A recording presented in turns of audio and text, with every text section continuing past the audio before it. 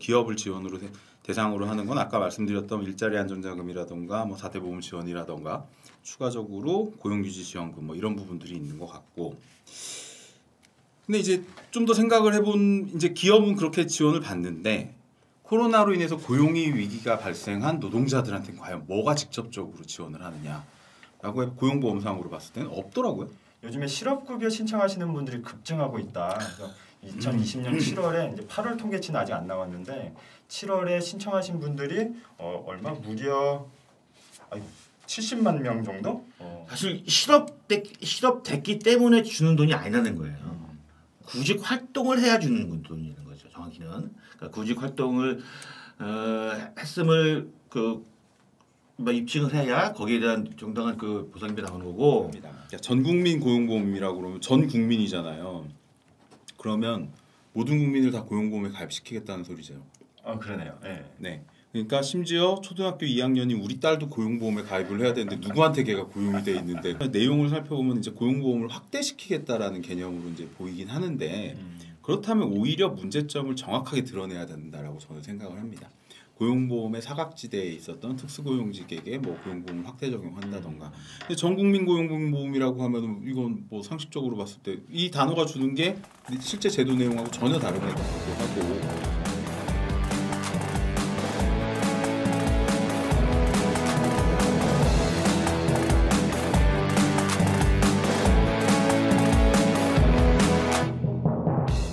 안녕하세요. 노무사와 함께 알아보는 노동법의 속사정, 이놈, 저놈, 그놈입니다. 언론이나 인터넷만으로는 알기 어려운 노동법 문제들을, 속사정들을 현직 노무사들과 함께 알아보는 시간을 갖고 있습니다. 오늘도 새 노무사님과 함께 했는데요.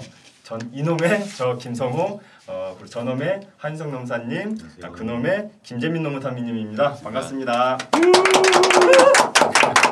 사회자님이 오래간만에 하다 보니까 네, 버벅대시네.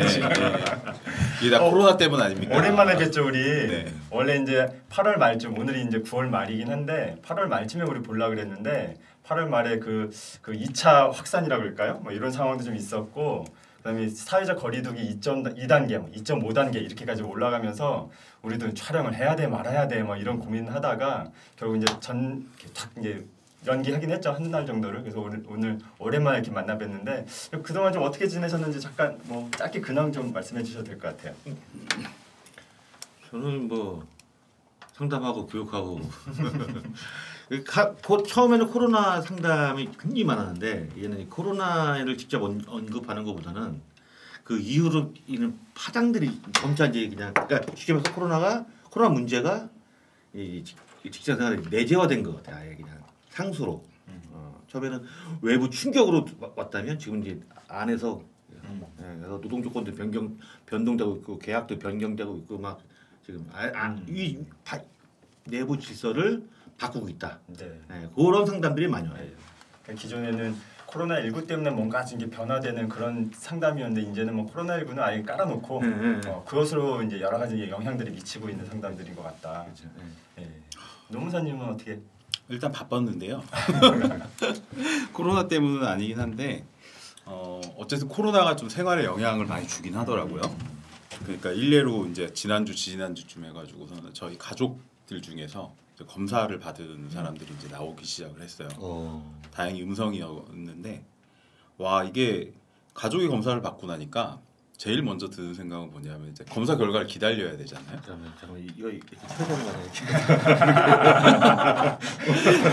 밑에다가 검사 결과를 기다려야 되는데 그동안 이제 그 사람은 격리가 되고 저는 고민을 하는 거죠. 2주 동안의 동선을. 사람을 많이 만날 수밖에 없으니까 내가 누구를 만나가지고서 뭘 했는지를 일일이 다 기억을 해야 되는데 기억이 안 나요. 바쁘니까 또 기억도 안 나고 막 이러니까 한 하루 정도 이렇게 이제 기다리고 있었는데 굉장한 스트레스로 다가오더라고요. 제가 이제 좀 전에 한우사님 말씀하신 게 사실처럼 들리는 게 뭐냐 하면 제가 쓰는 전화기가 이제 A사의 전화기인데 얼마 전에 그 OS가 업데이트가 됐는데요. 거기에 뭐가 있냐면은 코로나 노출과 관련된 게 아니라 기본으로 탑재가 됐어요.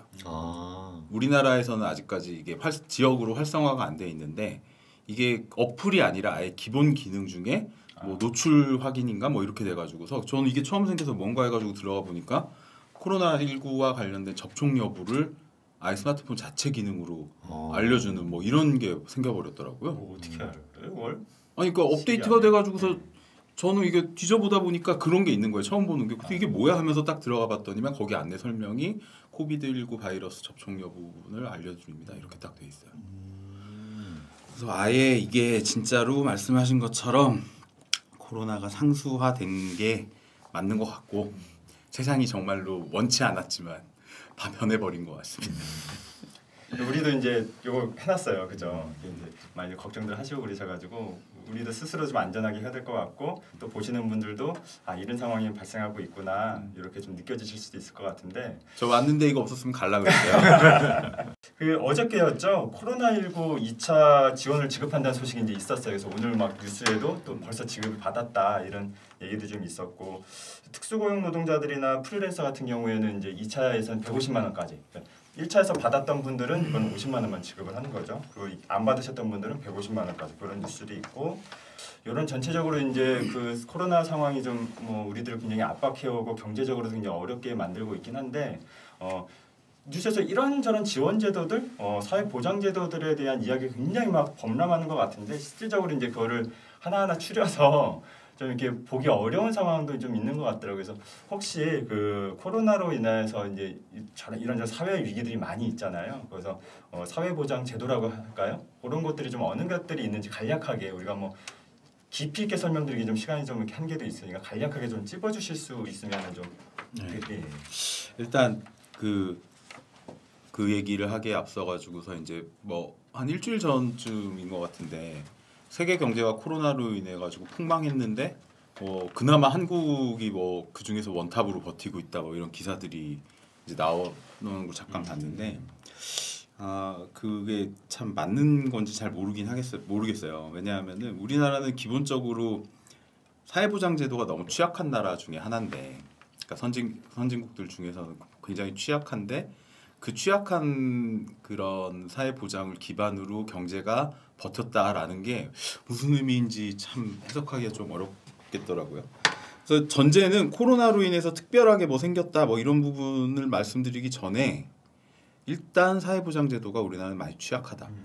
그래서 저는 생각을 하는 게 코로나 같은 이런 위기 때 이제 몇 차례 임시적으로 나왔건 말씀하셨던 뭐 재난지원금 같은 경우들이 있는데 이런 부분을 어쨌든 간에 결국은 상시적인 제도화 시키려는 노력이나 논의가 이제 시작돼야 되는 타이밍이 아닌가 그런 생각이 좀 듭니다. 그래서 이제 코로나로 인해서 어쨌든 뭐 그 새로 생긴 제도, 임시적인 제도들도 있고 아니면 기존부터 있었던 제도들도 있고 뭐 이런 게 있는데 간략하게 이제 말씀을 드리자면은 대상을 한번 이제 나눠봤어요. 정리를 해봤는데 일단 정말로 모든 국민을 대상으로 할 수 있는 코로나로 인한 게 아니라 기본적인 사회보장제도를 생각을 해보니까 뭐 이제 당연히 제일 먼저 생각나는 게 건강보험, 의료보험이 있겠죠. 그리고 우리나라가 코로나 방역에 대해서 그나마 선방할 수 있는 이유는 이 건강보험제도 하나만은 정말로 좋은 제도이기 때문에 그렇죠. 이 제도가 정말 우리나라의 코로나 위기 극복을 하기 위해 정말 훌륭한 기능을 하고 있구나라는 생각을 했었고 이제 또 다른 의미에서 이제 1차 재난지원금 같은 경우도 전 국민을 대상으로 이제 지원이 됐었죠. 받으셨죠, 다들? 네, 받았습니다. 저 좀 받았습니다. 되게 좋더라고요. 뭐 받고 나니까.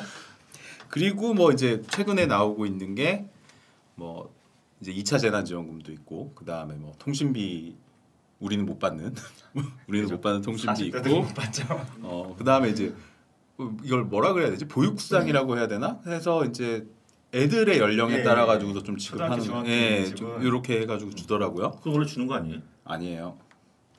새로 나온 거예요. 그래? 애가 없으시잖아. 유치원생 정도 연령대는 이제 예전부터 계속 주는 제도가 있었는데 지금 코로나 때문에 초등생들이 이제 초중등생들이 학교 못 가고 있잖아요. 이제 그 보육에 대한 모든 부담, 책임, 경제적 하중까지 다 따갖고 있으니까 네. 그거에 대해서 아주 미약하긴 한데 좀 국가가 좀 지원해주겠다. 네. 뭐 그렇게 해가지고 부자 되겠다. 이거 여담인데 그래서 저희 집에서 아내랑 이거는 육아에 대한 스트레스를 지닌 부모들을 위한 돈 아니냐 우리가 좀 잘 활용하자 개인적으로. 아니 식재료 바구니는 안 오셨어요? 왔어요. 그것도 오죠. 네. 어. 뭐 그런 제도들이 있는 것 같고 또 하나 더 나가자고 하면은 이제 고용보험에서 좀 미약하긴 하지만 이제 지원하고 있는 그런 제도들이 좀 존재를 하는 것 같습니다. 근데 어쨌든 저희가 여기서 다뤄야 될 거는 그나마 이제 건보나 재난지원금이나 뭐 이런 부분들보다는 고용보험 쪽에 집중을 해야 될 것 같아서 네. 고용보험 쪽을 좀 이제 알아봤는데 고용보험도 이제 대상이 이제 두 가지로 나뉘죠. 첫 번째는 기업을 대상으로 하는 거. 두 번째는 이제 노동자들을 대상으로 하는 부분으로 이제 나뉘는 것 같은데 지금은 봤을 때는 기업 지원이 좀 더 우선인 것 같아요. 애초에 금액 전체도 좀 비교가 안 될 정도로 기업 지원이 훨씬 많은 것 같기도 하고 노동자들한테 직접적으로 줘야 되는 뭐 이런 지원 같은 경우는 사실 뭐 그렇게 크게 있는 것 같지도 않고 이 고용보험상의 코로나나 관련된 부분 아니면 기존부터 있었던 제도를 이용하는 것도 선택권이 기업한테 이제 있는 형태죠. 기업이 그 돈을 받아가지고서 우리가 노동자들에 대해서 뭐 예컨대 고용을 보장하겠다라고 하면은 그걸 먼저 선택을 기업이 해야 되는 거예요. 그래서 내가 이 사람들을 데리고 있을 거야. 근데 지금 경기가 안 좋으니까 정부에서 뭘 좀 줬으면 좋겠어. 이렇게 이제 스토리가 흘러가는 상황인 거죠. 그래서 이제 기업을 대상으로 지원하는 게 뭐가 있을까라고 해보면 예전부터 있었던 거는 첫 번째로 이제 일자리 안정자금이라고 해서 최저임금 인상과 관련돼서 지원은 이건 한 3년 이 정부가 들어오고 나서부터 계속적으로 이제 있었고 그리고 이제 두루누리 4대 보험이라고 해서 고용되어 있는 일정 정도 그 규모의 사업장이 된다라고 하면은 그 고용인들에 대한 4대 보험료를 좀 감면해주는 이런 정도의 혜택 기본적으로 있었고요. 그리고 이제 최근에 나오는 것 중에 하나가 고용유지지원금 제도라는 게 있는데 많은 분들이 이게 코로나 때문에 생기신 줄 아는데 아닙니다. 코로나 전에도 고용유지지원금이 있었어요. 고용유지지원금이 있었고 그래서 말 그대로 이제 이름 자체에서 이제 나오는 거죠. 고용을 유지하면은 돈을 지원을 해주겠다. 우리나라 같은 경우는 어쨌든 일자리가 계속 사회적 화두가 되고 있으니까 돈을 얼마 정도 그러니까 사람을 계속 데리고 있으면 뭐 거기에 대해서 국가가 지원을 하겠다 이런 제도가 있었고 코로나로 인해 가지고서 추가적으로 늘어난 이제 특별 고용유지 지원금이라고 봐야 될 것 같은데요. 뭐 이런 것도 이제 요건은 기존에 있었던 요건들이랑 비슷한데 금액 정도가 조금 더 올라간 것 같습니다. 그래서 코로나로 인해 가지고서는 최대 이제 한 150만 원 정도까지 1인당 지원을 하고 있는 그런 제도들이 이제 좀 있는 거 말고 이거 말고도 여러 가지 제도들은 많이 있는 것 같아요. 있는데 뭐 이 자리에서 다 소개시켜 드리기에는 시간도 또 부족하기도 하고 그래서 가장 대표적으로 나올 수 있는 부분 기업을 지원으로 대상으로 하는 건 아까 말씀드렸던 일자리 안정자금이라던가 뭐 4대 보험 지원이라던가 추가적으로 고용유지 지원금 뭐 이런 부분들이 있는 것 같고 근데 이제 좀 더 생각을 해본 이제 기업은 그렇게 지원을 받는데 코로나로 인해서 고용이 위기가 발생한 노동자들한테 과연 뭐가 직접적으로 지원을 하느냐라고 고용보험상으로 봤을 때는 없더라고요. 고용보험에서 코로나로 인해 가지고 위기가 발생한 사람들한테 직접적으로 무언가를 지원한다 이런 거는 찾아보니까 없어요. 굳이 이제 따져본다고 하면 아까 처음에 소개드렸던 제일 전 국민을 상대로 지원하는 재난지원금 이건 뭐 고용이 돼 있건 안 돼 있건 간에 다 받는 거니까 이런 정도가 있고 그러면 코로나로 인해서 내가 만약에 실직을 했다 그럼 뭘 받을 수 있느냐를 따져보니 결국은 옛날부터 있었던 우리가 흔히 얘기하는 구직급여 고용보험상에 흔히 얘기하는 실업급여 이 정도 외에는 고용보험에서 고용위기에 대해서 지원하는 부분은 이 정도밖에 없는 것 같더라고요. 근데 뭐 추가적으로 더 말씀드리자면 이제 이따 뒤에 또 말씀하실 것 같긴 한데 전국민 고용보험제도라는 게 이제 좀 화두들이 되고 있는데 이건 좀 할 얘기가 많아서 뒤쪽으로 좀 빼고 그래서 그 정도가 있는 것 같습니다. 지금 말씀드렸던 그 정부 지원은 기본적인 어떤 프로세스랄까요? 메커니즘이랄까요? 그게 개별 국민에게 주는 지원은 되게 없는 것 같아요. 개별 국민에게 줄 때는 당신의 어떤 가난함, 당신의 어떤 어려운 처지를 입증해라. 입증해서 그 사람에게만 한정적으로 주는 거고 다 기업을 통해 가지고 이제 내려가도록 하고 있는데 이게 기업을 주는 순간 이게 내려가는지에 대한 검증 시스템은 저희들이 보기엔 또 좀 뭐 어떻게 생각 보세요? 그런 관련된 일을 할 때 그 검증된 시스템도 이렇게 좀 충분치 않은 것 같이 보이기도 하고. 글쎄 그 검증이란 게 있나요? 그죠? 없죠. 아니 검증에 있긴 있습니다. 이제 부정수습 같은 거 신고하는 게 있긴 있는데 기본적으로 한번 고민을 해봐야 될 게 복지라는 게 직접 복지가 맞느냐 간접 복지가 맞느냐 이거는 좀 많은 전 세계적으로 아마 담론들이 왔다 갔다 하는 것 같긴 한데 전 개인적으로는 직접 복지가 맞다라고 생각을 하거든요. 그러니까 필요할 때 어디를 거쳐가지고 지원을 하는 것이 아니라 그러니까 기업이 신청을 해가지고 무언가를 지원을 한다? 이게 아니라 그 사람이 그 기업에 재직을 하고 있으면 내가 신청을 할 경우에 대표적으로 보게 되면 이런 거죠. 육아휴직이라든가 출산 전후 육아 같은 경우는 그 노동자 당사자가 이제 직접적으로 신청하는 형태잖아요. 그 기업에 재직을 하고 있다라고 하게 되면 그러니까 그런 형태의 복지가 오히려 맞지 않나 저는 생각을 해요. 그래서 가장 대표적으로 이제 출산 정책 같은 경우 보면 세금을 어마어마하게 들여부었다는데 출산율이 안 나타나고 있다. 이런 걸 보게 되면 그 돈을 나눠가지고서 내가 애를 낳겠다라는 사람한테 직접 지원을 했을 때 과연 출산율이 어떻게 됐을까를 가끔 이제 상상을 해보거든요. 얘기를 들어보니까 유럽의 어느 나라에서는 이런 게 있대요.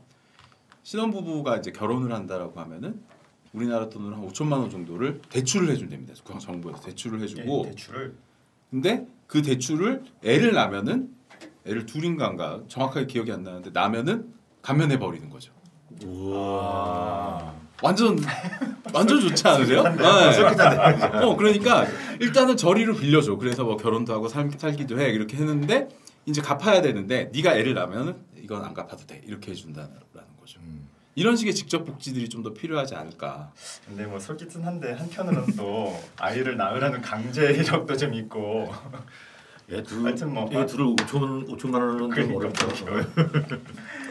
그렇게 생각을 합니다. 그 이외에도 이제 뭐 그 공식적인 정부 지원까지는 아닌데 프로그램적 지원으로 요즘에 이제 코로나와 관련돼서 이제 얼마 전 뉴스 보니까 일본하고 한국의 이제 자살률이 이제 특히 여성들의 자살률이 급증하고 있다는 뉴스도 좀 있고 집안에 이제 계속 사람들이 모여 우리 집에 아이들도 지금 나이가 났어요. 둘이서 이제 맨날 집안에 붙어 있다 보니까 허건하게 싸워요.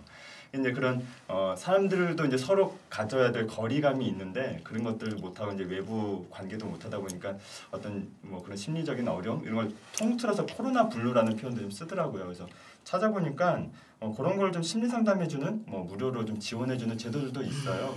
감정 노동에 좀 국한되긴 하지만은 뭐 우리 요즘에 감정 노동과 관련 없는 업종 거의 없으니까 요즘에 그래서 뭐 서울시 감정 노동 종사자 권리보호센터라든지 노동부에서도 그런 이제 꼭 감정 노동이 아니더라도 심리 상담을 지원해주는 이런 제도들도 있고 뭐 지역 사회도 그런 게 있어서 좀 활용해봐도 좋을 것 같고 오면서 이제 지하철에서 잠깐 찾아봤는데 코로나19 지원이라고 검색해 보니까.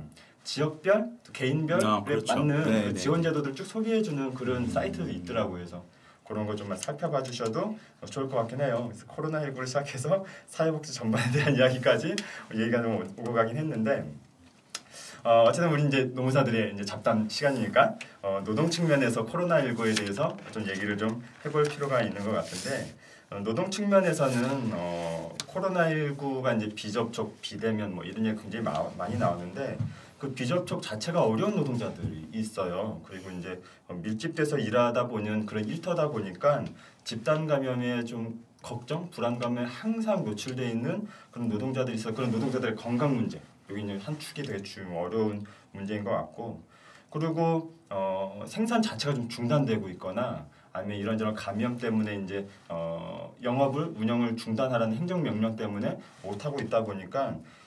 거기서 이제 사라지고 있는 일자리의 문제를 짚어보지 않을 수 없는 것 같아요. 노동 부분에선. 그 중에서 이제 오늘 이제 주제에 살펴보려는 거는 요즘에 실업급여 신청하시는 분들이 급증하고 있다. 그래서 2020년 7월에 이제 8월 통계치는 아직 안 나왔는데 7월에 신청하신 분들이 무려 70만 명 정도? 그리고 이제 제가 이제 뭐 자료를 정리하다 보니까 성동구 자료도 있더라고요. 성동구도 3,800명 정도가 신청을 했어요. 최근 10년치 중에서 가장 많은 사람이 이제 그 실업급여를 신청하고 있는데 이 부분을 좀 잠깐 살펴보면 좋을 것 같아요. 실업급여 어떤 제도인지 좀 이렇게 노동자들이 주로 궁금한 것이 무엇인지에 대해서 일단 간략하게 우리 전업인 하신 한유성 노무사님께서 설명을 좀 해주실까요? 아 예. 그러니까 그 실업급여라는 말 자체는 보통 우리가 그 일상적으로 고용센터에 가서 실업을 신고하고 거기서 이제 고용센터에서 받는 돈, 실업급여라고 이제 많이들 말씀하시는데 사실 엄밀히 말하면 법적 용어가 아니에요. 그게. 그죠. 예. 실업급여가 아니라 원래 정확히는 그 구직급여라고 불러야 돼요. 실업급여 안에는 총 4가지가 있어요 원래. 조기 재취업수당, 광역 구직 활동비, 이주비, 그다음에 실업급여, 구직급여가 이렇게 네.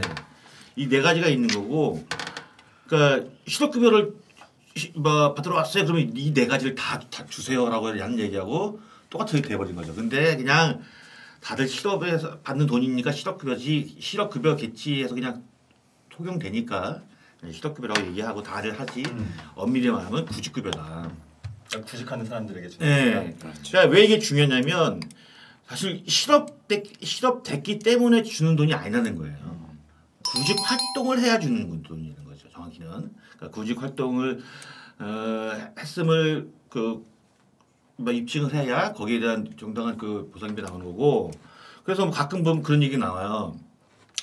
이제 뭐 방학 중에 이제 그 알바를 하다가 뭐 고용보험 내고 그만뒀어 이제 학교 여기 복학해야 되니까. 그럼 이 경우 실업급여 나와요? 받을 수 있나요?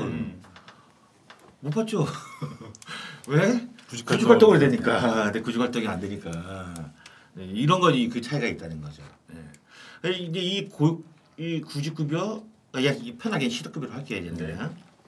이 실업급여는 원래는 그 사측과 그 노측이 반반씩 부담을 해서 기금 만들고 그거를 기금에 운영하면서 이렇게 하는 건데 이게 실제로 그 고용보험 납부 비율이 굉장히 적어요. 0.8%인데 0.8%씩 이거를 양측에서 납부를 해가지고 그걸 해서 실업급여를 주는 거죠. 그러니까 실제로 납부하는 금액보다 받는 금액은 엄청나게 커요. 그렇죠. 그래서 이거 납부 안 해가지고 이따가 퇴사할 시점에 이거 해소 되나요? 막 하시는 분이 있는데 해도 되죠 뭐.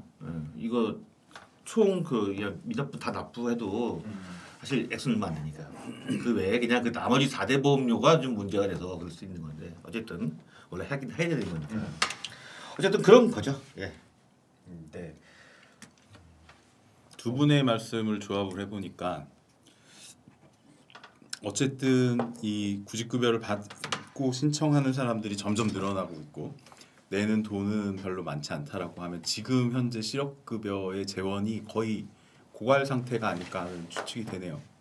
사람은 점점 확 늘어나고 있는 상황인데 재원들은 점점 줄어들고 있을 거 아니에요. 왜냐면 일을 하는 사람들이 있어야지 그걸 내 가지고 그나마 부족한 부분이라도 충당을 하고 있을 것 같은데 지금은 어쨌든 많이 이 재정이 어떻게 됐는지는 정확하게 안 살펴보긴 했는데 좀 위험한 상황인 것 같네요. 이게 여담일 수 있는데 그건 어떻게 생각하세요? 어쨌든 보험이잖아요. 보험이 내 직장 상실의 걱정 때문에 드는 보험인데 내가 구직 활동을 하는 그러니까 직업을 노동의 능력이 있고 구체적으로 구직 활동을 하는 사람에게만 지급되는 이 보험제도이잖아요. 이게 이런 제도는 적정한가? 왜냐하면 이제 해외에서는 실제로 실업급여의 개념으로 지급하는 것도 있고 물론 이제 국민의 세금이 많이 거의 들어가긴 할 거예요. 보험료만 가지고는 안 하고.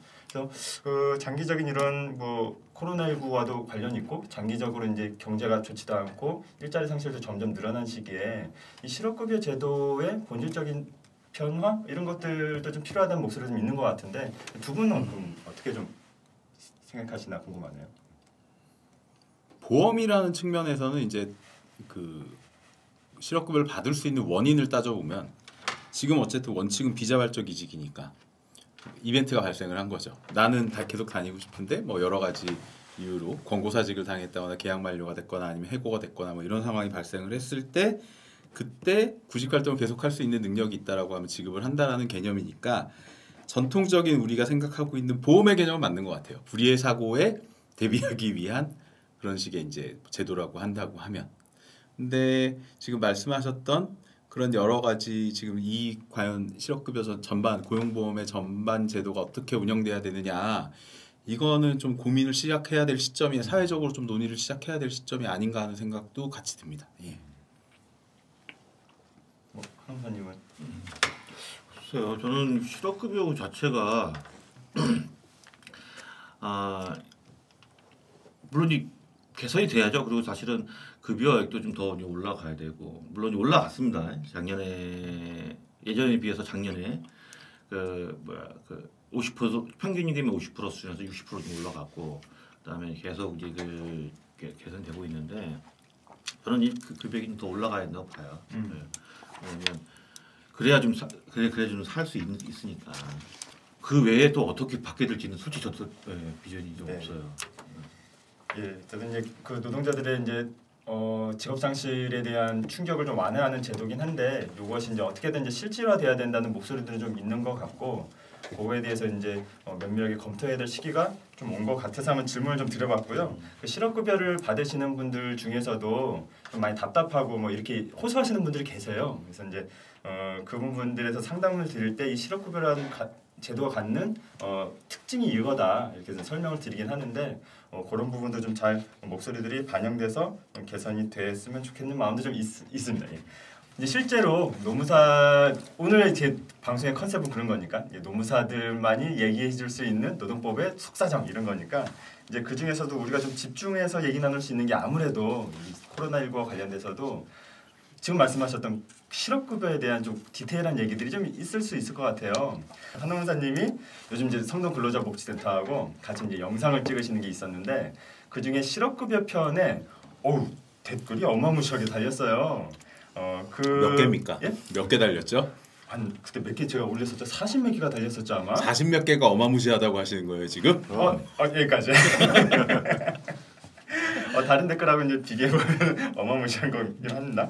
그래서 거기 중에서도 좀 이렇게 뭐 청취하시는 분들이 좀 궁금해하실 만한 거 한 2개 정도 뽑아봤는데 요걸 좀 매개로 해가지고 얘기를 진행해 볼게요. 그 중에서 이제 실명이 아니니까 밝혀도 되겠죠? 관상가라는 아이디를 쓰시는 분이 이런 질문을 좀 하셨어요. 잘 들어보세요. 안녕하세요. 우선 매년 1년 단위로 계약을 해서 하면서 근로계약서를 작성하여 지금 5년이 넘은 상태입니다. 그리고 올해는 처음 사장과 계약 시 올해까지만 한다고 계약을 해서 일을 했는데 처음하고 사장이 약속과는 달리 또 막상 계약 만료 시점이 다가오니까 사장이 한 번 더 하자 이렇게 계약 연장을 재계약 요구를 했대요. 근데 이 사람은 이제 떠나고 싶은 거예요. 여기서 정리하고 싶은 거예요. 이럴 때 계약 만료로 인한 실업급여 시작이 가능한지 보통 계약 만료는 그 자체가 실업급여가 가능하다고 그랬잖아요. 근데 이런 경우는 좀 어떤지 좀 약간 아리까리한가 봐요. 이런 데는 어떻게 좀 상담이 돼야 되는지 말씀해 주세요. 이거 재밌겠다. 이거 견해가 갈릴 수도 있겠는데요. 계약이 종료된 거 아니냐. 그리고 이제 뭐 또 다른 갑자기 긴장했어. 저는 그냥 제가 그냥 이것만 보고 소프트하게 말씀드리면 어렵지 않을까 싶어요. 왜냐하면은 1년 단위 계약을 5년 동안 반복을 하셨다. 물론 이제 몇 인 사업장인지 모르겠지만 5인 미만일 수도 있고. 예, 근데 이제 상시적으로 5인 이상이라고 판단을 해보면 이분 이미 무계약직 전환이 됐죠. 근데 올해 말에 이제 그만두고 싶다라는 건 이제 자발적으로 사직하는 거니까 계약 만료로 인한 퇴직이 아니라 어렵지 않을까? 저는 일단 이런 생각을 한번 그리고 듭니다. 일각에서는 5인 미만 사업장을 많이 친다면 네. 그리고 그 기간제를 계속 반복 갱신한 것이 어떤 유효한 어떤 조건이 있다면 네. 아무리 뭐 사장이 요구하더라도 계약은 종료된 거 아니냐. 당연히 그러니까 계약 종료 실업급여를 받을 수 있는 거 아니냐라는 일각의 좀 의견도 있을 수 있을 것 같아요. 어떻게 좀 요즘에 처리되고 있나요? 실질적으로는? 왜 사례를 이런 걸 뽑아가지고 이게 논문을 써야 될 것 같은데? 수가 무서워. 편한 자리였는데 갑자기 대토론의 시간이 돼버렸어. 갑자기 난입해서 죄송합니다. 그러니까 이 보통 이 계약 원래 말씀하신 대로 계약 종료가 되면 당연히 이제 그 자체만으로도 이제 실업급여의 정당한 지급 사유가 될 수 있죠. 그런데 여기서는 이제 그 갱신을 요구했단 말이에요.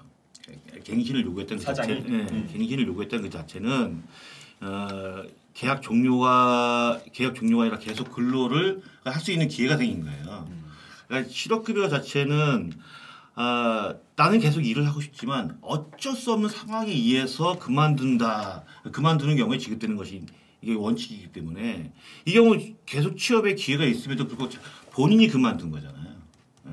그래서 본인이 그만두고 본인이 거절한 것이기 때문에 결국은 사직하고 동일한 효과가 있다. 그래서 이 경우에는 실업급여 지급 사유가 안 돼요.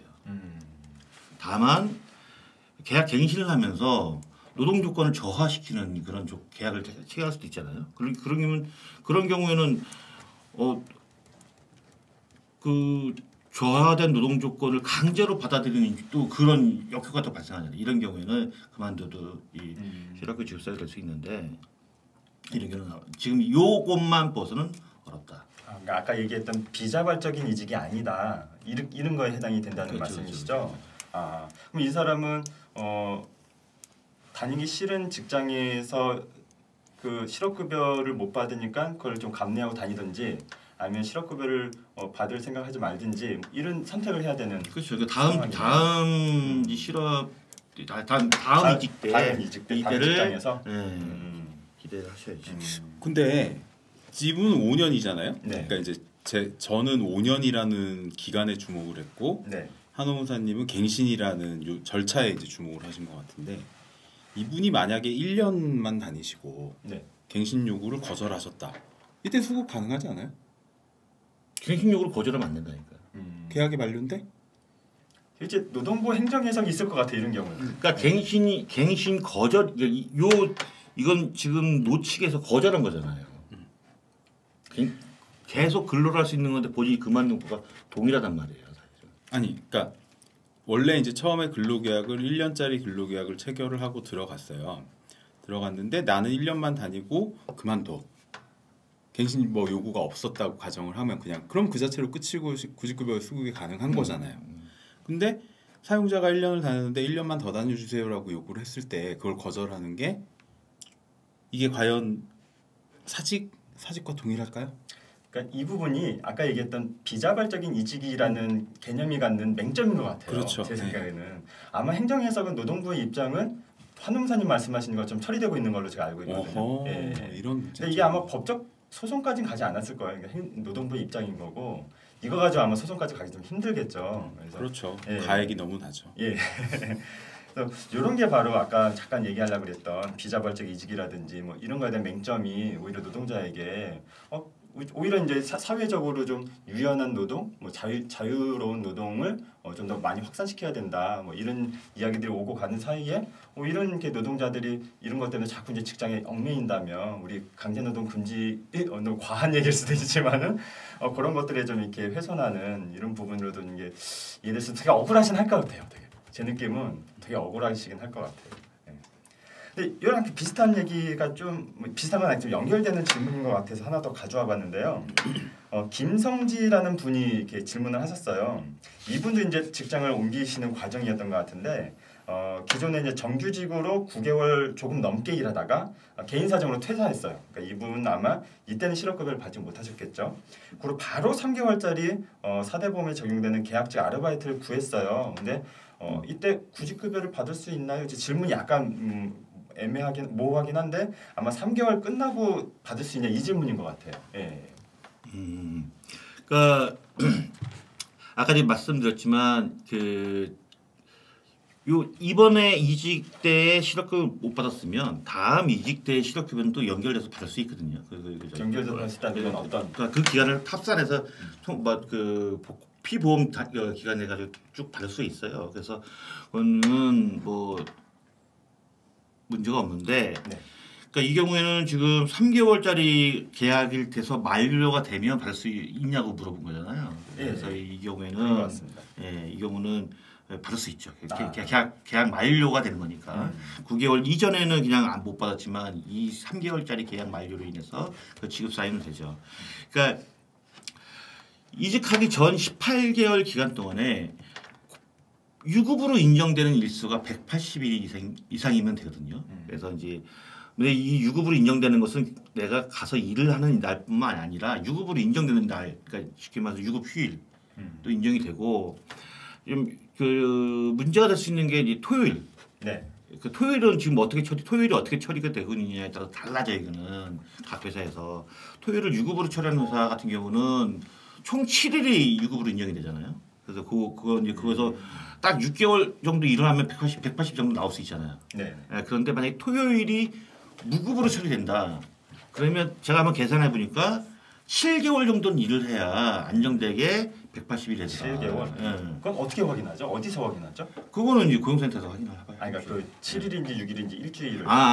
그거는 이제 회사의 취업 규칙이라든가 취업 규칙. 아니면 취업 규칙 없으면 경리한테 물어보죠. 격리 아니면 근로계약서나 근로계약서 이런데.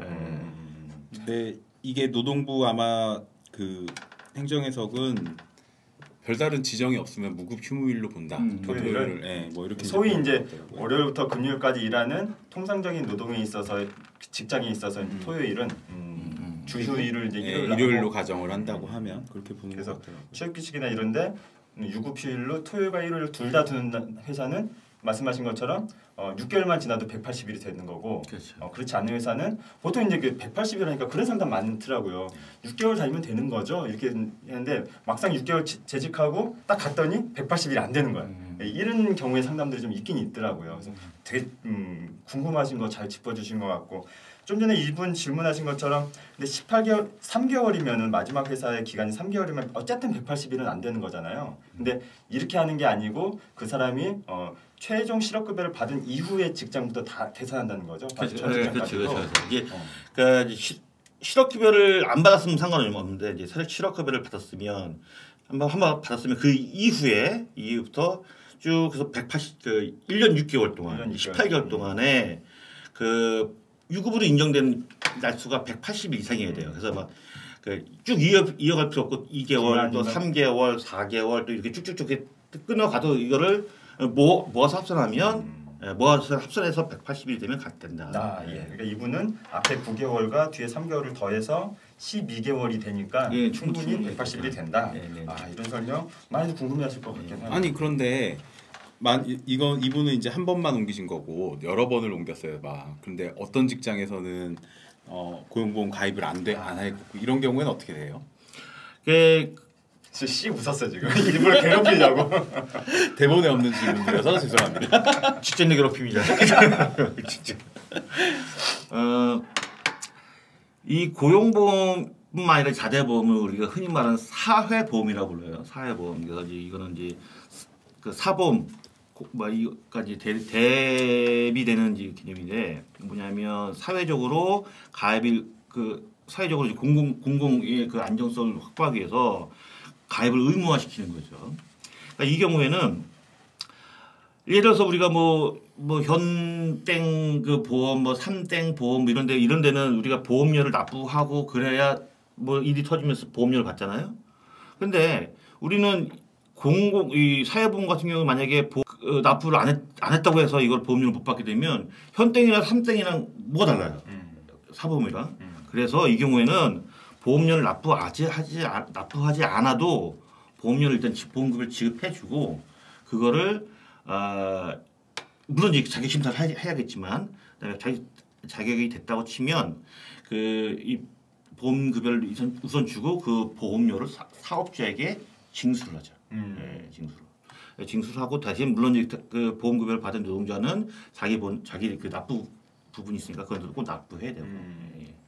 대본에 없는 질문했는데 왜 이렇게 대답을 잘하시죠? 그러니까 중간중간에 가입을 안 한 기간이 있다 해도 그거는 그 기간을 소급해서라도 이제 채워 넣으면은 충분히 다 가능하다 이 말씀이신 거죠. 그렇죠. 근데 그게 이제 그렇게 하려면 이제 방법이 좀 몇 가지가 있는데 일단 가장 기본적으로는 근로복지공단에 피보험 자격 청구 확인 청구를 피보험 자격 확인 청구를 해야 돼요. 그래서 내가 이렇게 있으니까 이런 보험 자격이 이제 받을 수 있는 자격이 있지 않냐 그래서 하면 되고 근로복지공단에 가서 아니면 고용센터에 가서 아예 고용센터에 딱 아예 신청하면 고용센터에서 이제 기각 불승인이나 이렇게 하면 그때 심사 청구를 또 하거나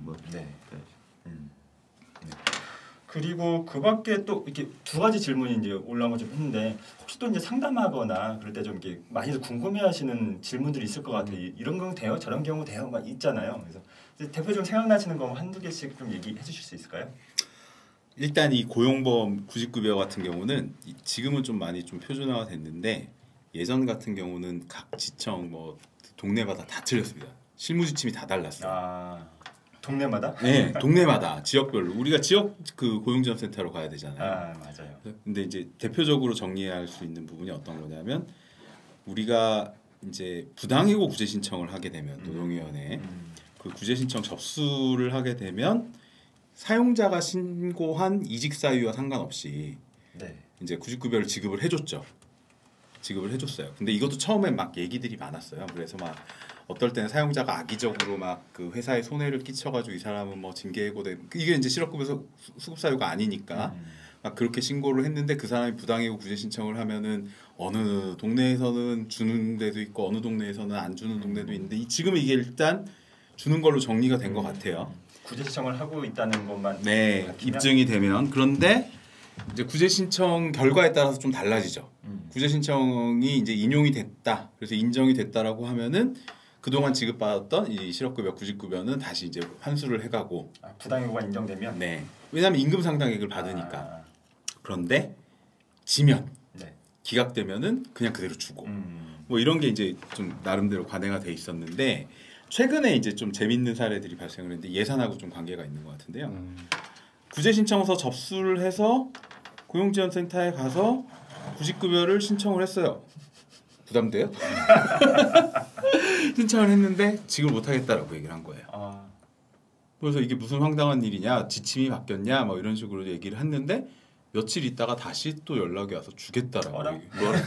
그러니까 지금 아까 제가 저기 실업급여 얘기를 하면서 살짝 말씀드리긴 했는데 예산 자체가 너무 많이 지금 이게 되다 보니까 나름대로 지청이나 뭐 이런 쪽에서 뭔가 공식적으로는 밝히진 않고 있지만 내부 지침이 좀 바뀐 것 같다라는 생각이 들긴 하더라고요. 까다로워져라. 네, 그런 것 같아요. 네, 그런 게 좀 최근에 있었던 사례 중에 하나입니다. 말씀 들어보니까 이제 해고와 관련돼서도 이제 사실 문의들이 많이 있어요. 나 해고 당했는데 실업급여 못 받냐 받냐 이런 질문인데 약간 기준이 좀 있는 거죠. 간단하게 좀.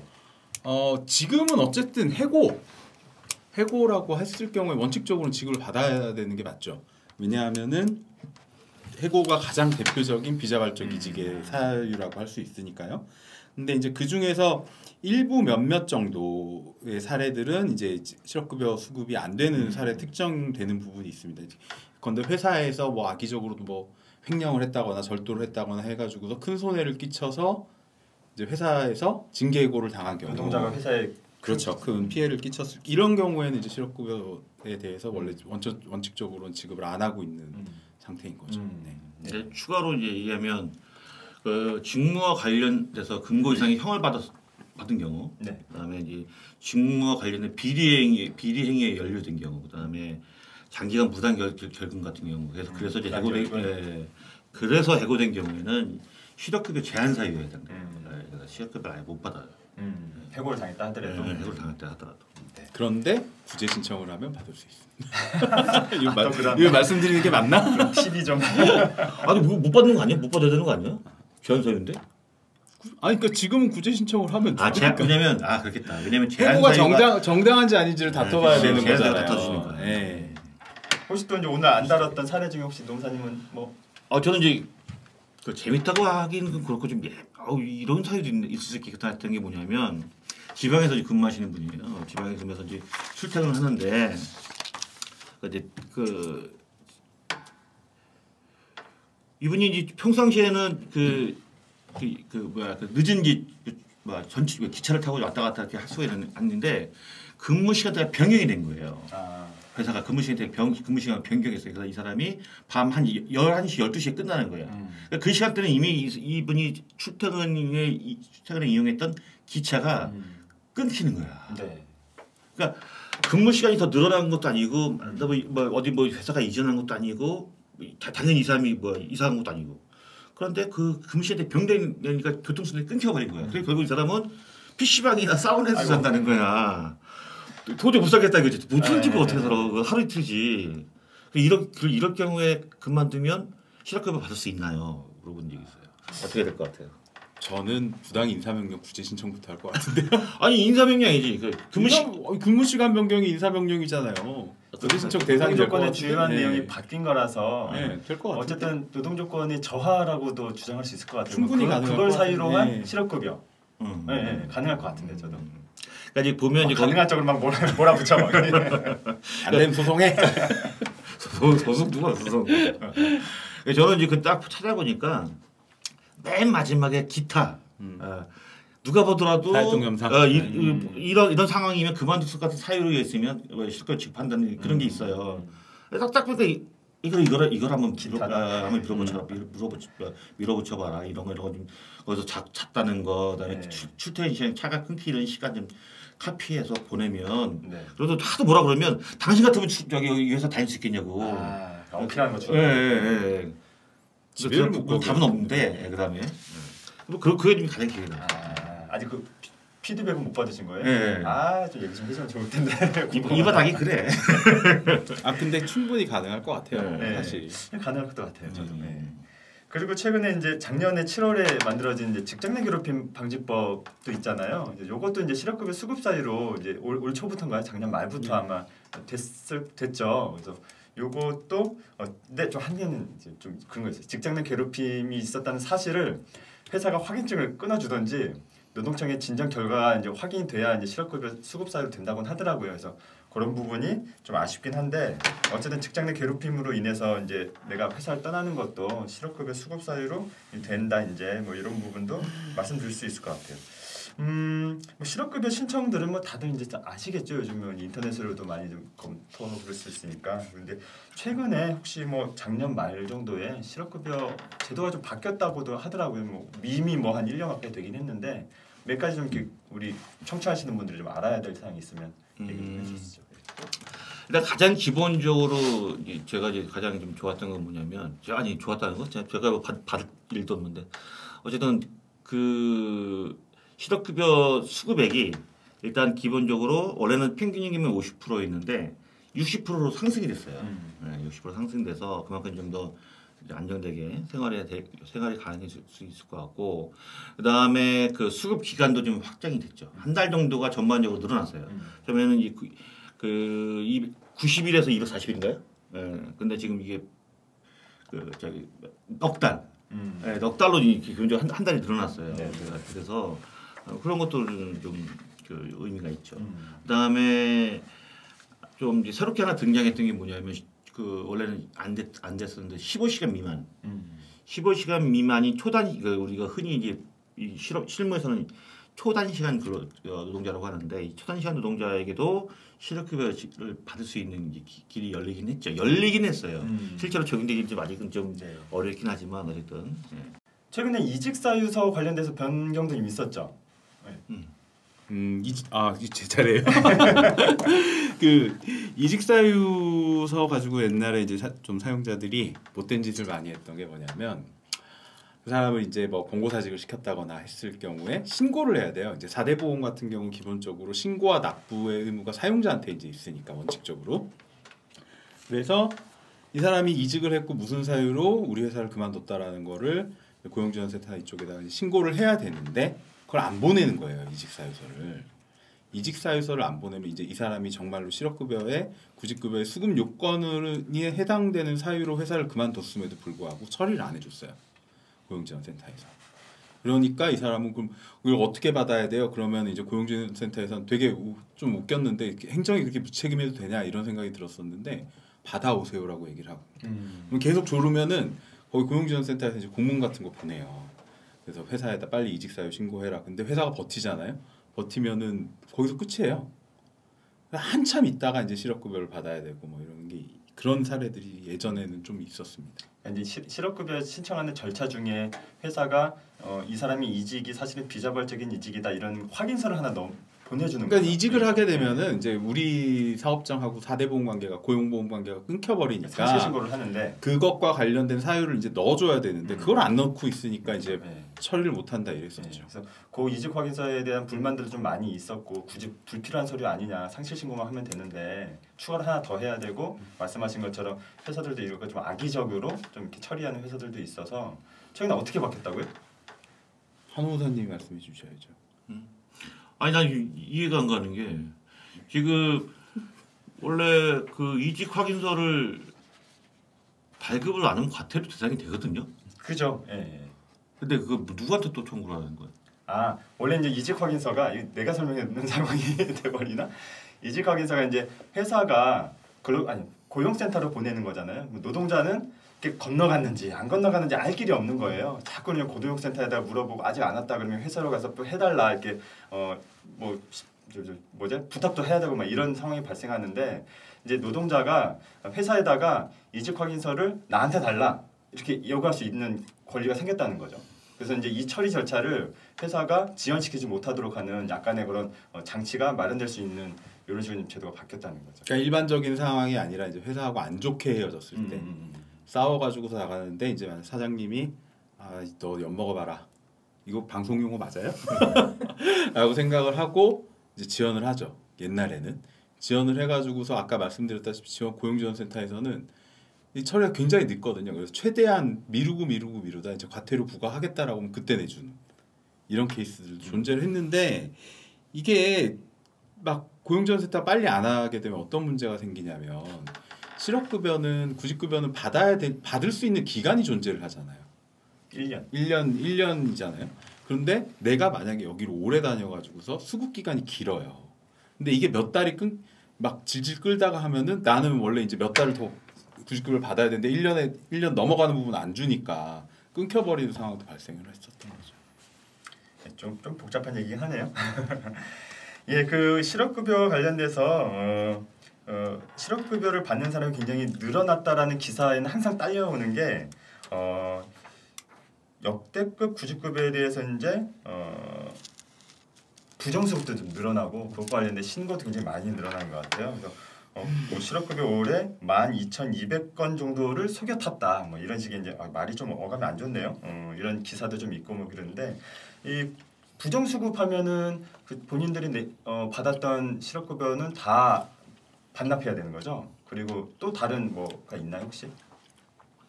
부정수급하면 이제 단계가 있어요. 그러니까 그냥 납부하면 끝나는 경우도 있고, 네. 또 배액을 납부해 다시 반하는 경우 있고 이게 좀 아끼다 싶으면 형사처벌 대상이 될 수도 있죠. 네. 여러 가지 있어요. 부정수급은 좋지는 않겠다. 조심해야 된다.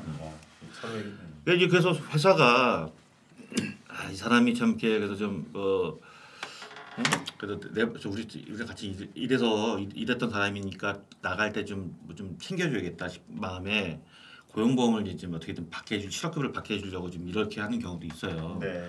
그 마음은 이해하는데 잘못하면은 회사도 같이 부정수급으로 당할 수도 있다. 네. 그래서 회사는 거기 뭐 2배 정도의 과태료를 내죠. 받았던 구직급여에.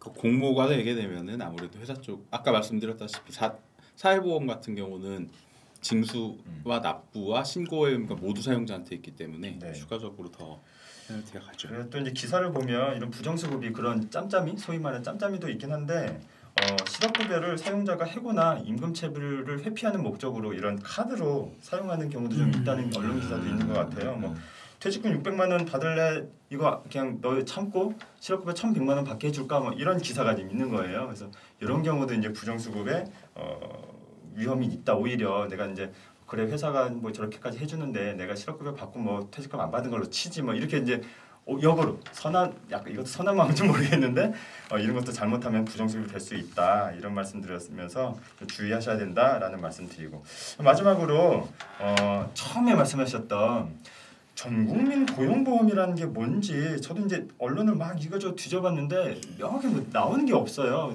막 말만 이렇게 있는데 이게 도대체 어떤 건지 어떻게 좀 정말 좋은 건지 궁금하거든요. 그래서 잠깐 이거 설명 좀 이렇게 해주시면서 좀 마무리 좀 지으면 좋을 것 같아요.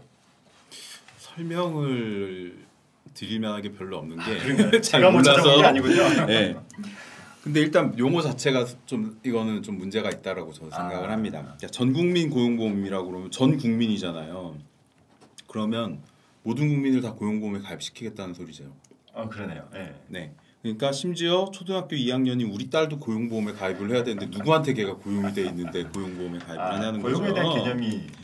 근데 이 문제가 뭐냐면은 우리 사회에서는 지금까지 이제 노동자임에도 불구하고 노동자로 인정 못 받는 직종들이 굉장히 많았고 특수고용직이라고 흔히들 표현되는 이런 부분에 대해서 내용을 살펴보면 이제 고용보험을 확대시키겠다라는 개념으로 이제 보이긴 하는데 그렇다면 오히려 문제점을 정확하게 드러내야 된다라고 저는 생각을 합니다.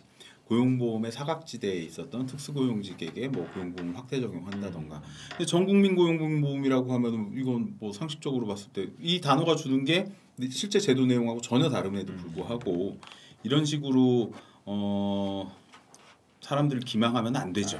그런 측면이 있다. 네, 그리고 또 하나는 아까 이제 코로나 얘기를 살짝 하면서 이제 얘기를 좀 드리면은 코로나 때문에 비대면 업종들이 이제 굉장히 각광을 받고 있잖아요. 특히 요즘 가장 뜨는 부분은 이제 배달과 관련된 업종들이 막 생긴단 말이죠. 그런데 이렇게 새로 생기는 업종들이 대부분 봤을 때 전통적인 우리나라의 노동시장에 편입이 안 되고 있어요. 지금 우리나라에서 보게 되면. 그래서 대표적으로 배달 기사분들을 보신다 하더라도 그분들 자체도 지금 고용보험이 적용이 되는지 안 되는지가 불분명하고 모호한 상태잖아요. 그러니까 코로나로 인해 가지고 비대면 업종들이 뭐 새로운 일자리들이 그러니까 뭐 사라지는 일자리도 있지만 생기는 일자리들도 있는데 그게 편입이 안 되고 있는 상태에서 전국민 고용보험이다라고 주장하는 게 저는 좀 순서가 안 맞지 않냐. 이게 고용보험을 전국민으로 확대하겠다라는 개념보다는 오히려 그런 지금 흔히 얘기하는 플랫폼 노동이라든가 이런 쪽에서 사각지대에 있는 사람들을 차라리 노동자로 그냥 깔끔하게 인정해 준다라고 하면 이건 전국민 고용보험이라는 굳이 이런 표를 써가지고 저한테 욕먹을 이유가 없는 거죠. 제가 어저께 잠깐 제가 어저께 이제 그 세종시에 이제 갔다 왔는데 원래 이제 그 세종시가 이제 중앙노동위원회 가면 출입 절차 좀 복잡하긴 하죠. 신분증 맡겨야 되고 막 이러는데 이제 조사관한테 전화를 하니까 조사관이 요즘 노동부가 지금 1층 로비가 점거 중이어가지고서 자기가 직접 대리로 내려와야 된다는 거예요. 그래서 청사 밖에서 도착하면 전화를 달라는 거예요. 그래서 전화를 해서 이제 들어갔거든요. 근데 어디가 점거하고 있나 이렇게 보니까 경륜 선수들 노동조합의 설립신고증을 노동부가 반려를 했더라고요. 그래서 이제 그분들이 거기 이제 항의 농성을 하고 계시는데 딱 이제 전형적인 예인 거죠. 그분들이 노동자성이 애매모호한데 노동조합을 설립할 수 있느냐 없느냐에 대해서 노동부는 보수적으로 보고 있다라는 거죠. 그래서 노동조합도 설립 못한다. 너희 설립신고증 우린 반려할 거다. 이렇게 해버려 놓고 고용보험은 전국민으로 확대하겠다. 이게 무슨 이게 이러면 안 되죠. 이미 적용해야 될 사람들조차 또 아직 적용 못하고 그렇죠. 시키고 있으면서 그러니까 굳이 고용보험을 전국민으로 확대시키겠다라는 주장을 할 바에는 차라리 인정 잘 안 되고 있는 노동자성을 진짜 요구하는 대로 아니면 상식적으로 봐서 확대시킬 수 있는 그런 정도로 하는 게 좋지 않을까라고 생각합니다. 실제로 이제 몇몇 언론 기사를 보면은 특수고용 노동자, 문화예술인 요 정도 얘기만 좀 있어요. 네. 기존에 하고 있는 국민 취업지원제도 여기 좀 섞여가지고 전국민 고용보험으로 이제 얘기가 나오고 있고 올해 말까지 뭐 어떤 구상을 정리하겠다 이렇게 돼 있는데 그런 비판을 좀 뭐 잘 넘기려면 잘 만들어야겠네요. 아니면 이제 본질적인 문제를 건드리든지 이렇게 필요하겠네요. 그러니까 근본을 해결 안 하고 현상만 해결하려고 하면은 당연히 문제는 계속 발생할 수밖에 없습니다. 좀 저는 이 얘기를 처음 들었을 때 좀 납득이 안 됐던 게 이게 저는 뭐 모든 사람들이 다 고용보험에 사회보험에 들어야 한다는 게 또 동의를 하는데 그럼 그 동안에 지금 사실 그 산재보험 같은 경우도 굉장히 그 가입 직종들을 확대하고 있는 추세거든요. 근데 그런 거하고 뭐가 다른 거지? 난 사실 그런 생각이 드는 거예요. 그냥 직종 계속 들어오면 되는 거잖아 이거는. 사실 직종을 가입 편입 안 시키는 이유는 첫째는 국회가 하도 열심히 일을 하니까 가입을 안 시키는 거잖아. 그 얘기 다시 나왔다. 좋은데요. 하도 열심히 일하니까 역시 극과 극은 통한다고 일을 아예 안 하면 열심히 일한다라는 소리를 들을 수 있습니다. 근데 사실 그거 계속 누우면 되는 거예요. 그렇죠. 산재보험처럼 누우면 되는 건데 그게 그렇게 막 이렇게 할 일인가? 이게 약간 음모론일 수 있는데 막 이렇게 뜨고 있는 기본소득에 대한 얘기를 좀 이렇게 잠잠을 시키려고 말도 안 되는 여러 한 거 아닌가 하는 말은. 판사님 전 안 했습니다. 전 아닙니다. 저분이 했습니다. 저분의 이름은 김성호입니다. 예, 이제 뭐 마무리를 좀 지을게요. 혹시 뭐 못하신 얘기가 있거나 아니면 오늘 얘기를 좀 짧게 정리해 주신다면 좀 한마디씩만 마무리 해주시기 바랍니다. 실업급여 자체가 제가 그 실업급여 지급이 되느냐 여부를 굉장히 상담을 많이 하고 있는데 이게 굉장히 그 각 고용센터별로 아까 그 김재민 노무사님 얼핏 지나가면서 얘기했는데 고용센터별로 이걸 적용하는 여부를 조금씩 달라요. 여기는 또 이렇게 좀 이걸 더 요구하기도 하고 이건 또 안 된다고 하기도 하고 제가 이렇게 막 다르게 얘기를 하고 있어요. 그러면 이거에 대해서 사실은 일관된 교육을 시켜야 하잖아요. 그다음에 일관된 지침을 만들어야 되고 기준은 있어야 되고. 근데 그러면 이게 사실 업무 편람 같은 것도 있어야 되고 이런 우리 같은 상담하는 사람들한테 이거 같이 해서 이렇게 같이 업무를 같이 공유하자. 공개해서 해야 되는데 비밀로 하고 있어요. 그렇죠. 왜 업무 편람 같은 걸 비밀로 한다는 이해가 안 가 나는. 요즘 그러니까, 시대에. 그러니까 그러면 이 사실 좀 제대로 그 일관된 좀 하든가.